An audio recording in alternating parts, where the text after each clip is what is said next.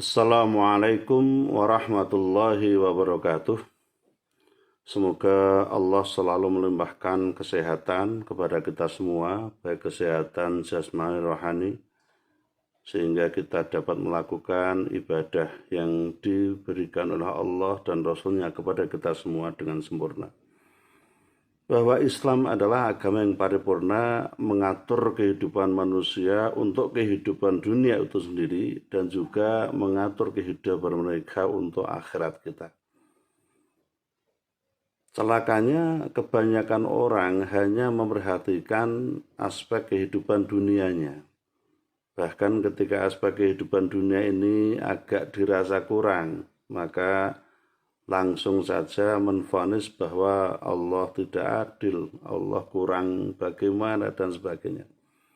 Nah, kita perlu ingat bahwa ada dimensi ketuhanan, ada dimensi kemanusiaan di dalam kehidupan kita yang ditetapkan oleh Allah. Dan kemudian di antara dua dimensi itu ada satu hal yang paling penting sebagai alat pengikatnya. Dan pengikat itu berlaku baik terkait dengan hablum minallah, hubungan kita kepada Allah, atau kabel-kabel. Habel itu kan sekarang menjadi bahasa kabel atau kabel, yaitu sarana yang menghubungkan. Nah, sarana yang menghubungkan kita kepada Allah dalam dimensi ketuhanan dan juga berakibat pada dimensi kemanusiaan itu adalah ibadah sholat. Sehingga ibadah sholat merupakan ibadah yang paling penting di dalam ajaran agama kita. Disampaikan oleh Rasulullah Muhammad SAW dalam salah satu sabdanya, la imana liman la amanata lahu. Tidak ada keimanan bagi orang-orang yang tidak bisa menjaga amanah. Kemudian dilanjutkan, wala sholata liman la tahura lahu. Dan tidak sah, tidak ada, dan tidak dianggap sholat seseorang kecuali bagi orang-orang yang suci, atau tidak ada sholat bagi orang-orang yang tidak suci di dalam melaksanakan sholat itu. Wala dina, dan tidak ada agama liman la sholata lahu, bagi orang yang tidak mengerjakan sholat atau mengerjakan sholat tetapi dianggap tidak sah, maka agama menjadi tidak ada baginya. Innama maudhi'us sholati minad dini ka maudhi'ir ra'si minal jasad. Karena sesungguhnya posisi sholat di dalam agama itu adalah seperti kepala yang ada di badan, seperti posisi yang ada di badan. Tentu saja ketika badan ini tidak ada kepala, maka tidak ada kehidupan. Dia termasuk makhluk yang dianggap tidak hidup. Kalaupun ada badan tanpa kepala, maka kalaupun dia bisa hidup, maka akan memberi rasa ketakutan pada orang, atau dia memedi atau hantu, kan begitu. Ya, sehingga sholat itu adalah kepala dari agama. Di dalam hadis lain disebut bahwa sholat itu adalah tiang agama, as-sholatu imaduddin dan sebagainya. Nah, sholat itu merupakan ibadah yang multifungsi serta multidimensi.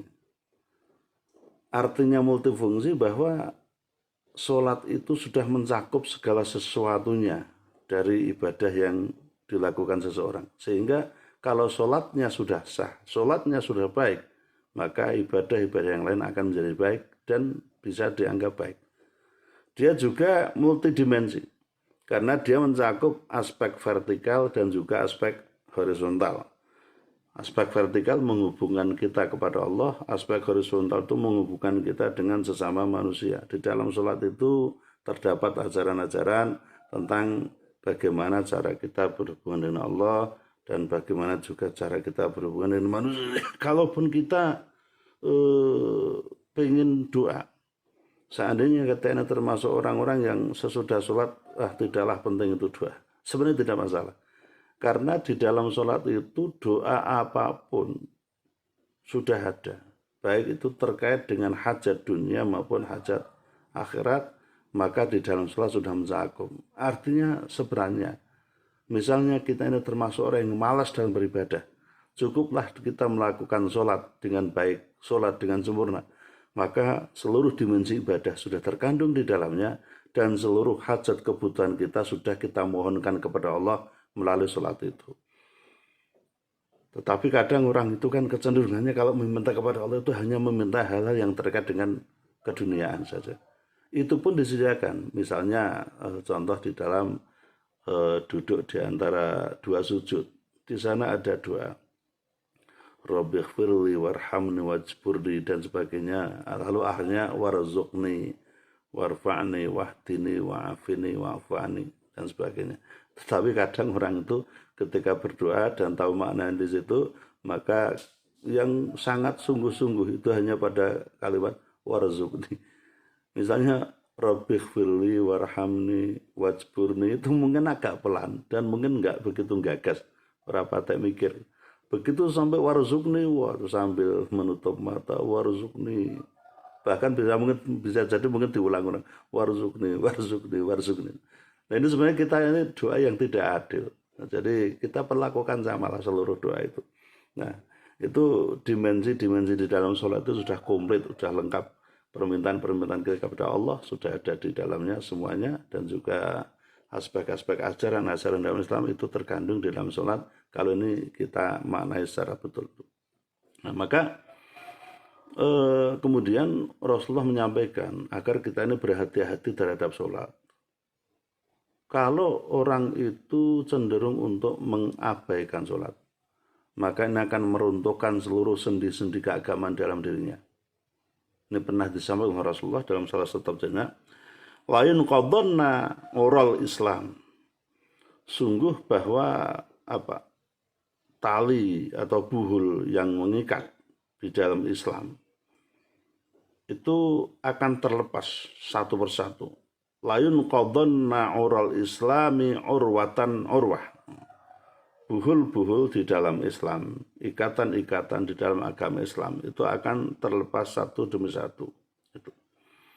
Fakullaman taqaddat urwatun tashabbathan nasu billati taliha wa awwaluhunna naqdan al-hukmu wa akhiruhunna as-shalah.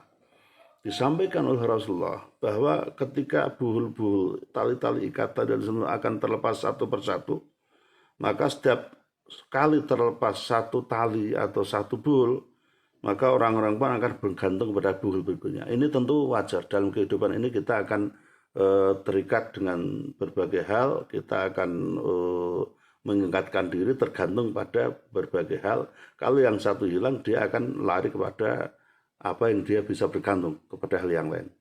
Rasulullah juga menyampaikan seperti itu, maka buhul-buhul di dalam agama itu akan hilang satu persatu, dan ketika satu buhul akan hilang, maka orang-orang Islam akan mengandalkan buhul yang lain untuk mengikatkan diri, untuk bergantung kepadanya. Nah, disampaikan oleh Rasulullah, wa waluhunna, dan yang pertama-tama kali nukdon itu al-hukmu.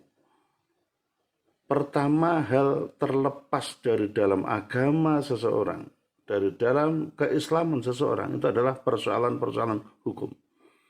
Nah, kita perhatikan saja kehidupan akhir-akhir ini, entah ini sudah akhir zaman atau baru mendekati akhir zaman, tetapi persoalan-persoalan yang terkait dengan hudud, hal-hal yang terkait dengan hukum-hukum Islam ini sudah jarang kita jumpai. Hal-hal yang dulu dianggap sebagai hal yang tabu, sekarang ini hal yang biasa. Contoh, demikian maraknya perzinaan dalam sistem masyarakat kita.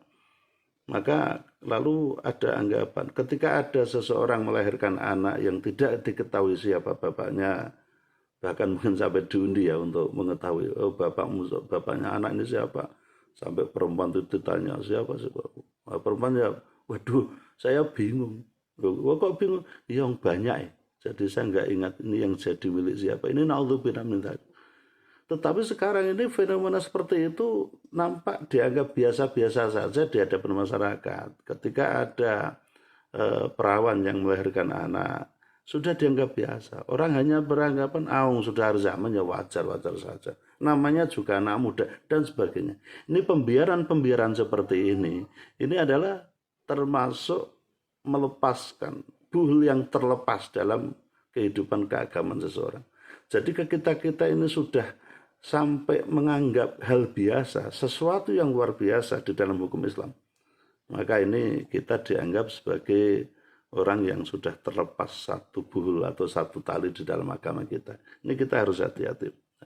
Persoalan hukum ini kita prihatin karena dalam semua aspek kehidupan hukum ini mulai dianggap hal yang tidak penting dalam kehidupan seseorang. Bahkan kadang kalaupun itu terkait dengan hukum negara, orang menganggap bahwa Allah ini toh bisa diselesaikan dengan uang dan sebagainya. Nah, ini kita tidak boleh semena-mena dalam hal itu, kita tidak boleh sembrono dalam persoalan hukum itu. Nah, maka akhirnya kita juga tahu bahwa kehidupan umat Islam yang demikian meriah kelihatannya, demikian gembira Islam yang begitu kuat nampaknya, tetapi kita juga perlu menyadari ternyata praktek ibadah sholat berjamaah belum begitu terekam di dalam ilmu masyarakat. Banyak masjid dibangun, banyak mushola dibangun, tetapi